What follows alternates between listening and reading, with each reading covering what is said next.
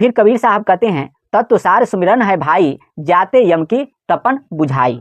सुमिरन सो सब कर्म विनाशा, सुमिरन सो दिव्य ज्ञान प्रकाशा। तो जितना भी भक्ति है और साधना है, उसमें जो सुमिरन है वो मूल तत्व है। तत्वसार सुमिरन है भाई, जाते यम की तपन बुझाई। यानी कि जो हम लोगों को जरा मरण वृद्धावस्था और सब घोर जो आपदा विपदा जो लगा चुका है, माने लगा हुआ है जीव को, इससे सुमिरन से उसका हिसाब होता है। सुमिरन से सब कर्म विनाशा, और सुमिरन सो दिव्य ज्ञान प्रकाशा। कबीर साहब कहते हैं, सुमिरन सो जय हैं सतलोका, सुमिरन सो मिटे सब धोखा। धर्मन सुमिरन देऊं लखाई, जासे हंस सबय मुक्ताई। तो कबीर साहब कहते हैं, गुरु धोबी शिष कपड़ा जानी, सुमिरन साबुन है परवानी। बस्तर को तब मैल नसाई, जैसे ज्ञान हिय दर्शाई। तो गुरु धोबी शिष कपड़ा और सुमिरन साबुन परवानी है, और बस्तर को तब मैल नसाई। बस्तर माने शरीर, ये जो शरीर है ये जीवात्मा का वस्त्र है। तो 5 शरीर होता है, स्थूल शरीर, सूक्ष्म शरीर, कारण शरीर, महाकारण शरीर और कैवल शरीर। तो ये सुमिरन से ये बस्तर का तब मैल नसाई, तैसे ज्ञान हृदय दर्शाई। तो जैसे जैसे मैल का खात्मा होगा तब जाकर के ज्ञान समझ में आते जाएगा।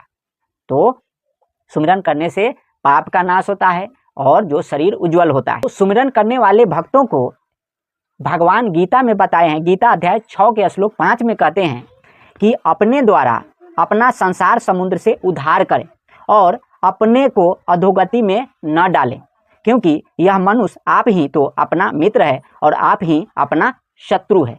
तो सुमिरन करने वाला जो भक्त है उसको ये बातें मालूम होना चाहिए कि इस संसार समुद्र से अपना उद्धार करें, क्योंकि यहाँ बहुत अज्ञानता है और त्रिगुणात्मक जो भी चीज़ है वो बांधने के लिए है। सुमिरन करने वाला जो भक्त होता है, सुमिरन करने वाले भक्तों को ये बातें मालूम होना चाहिए। त्रिगुणात्मक कर्मकांड, अविद्या कर्म, श्राद्ध आदि, आन देव की पूजा, श्राद्ध भोज, दुआ बद्दुआ, श्राप जीवन भर के लिए वर्जित होता है।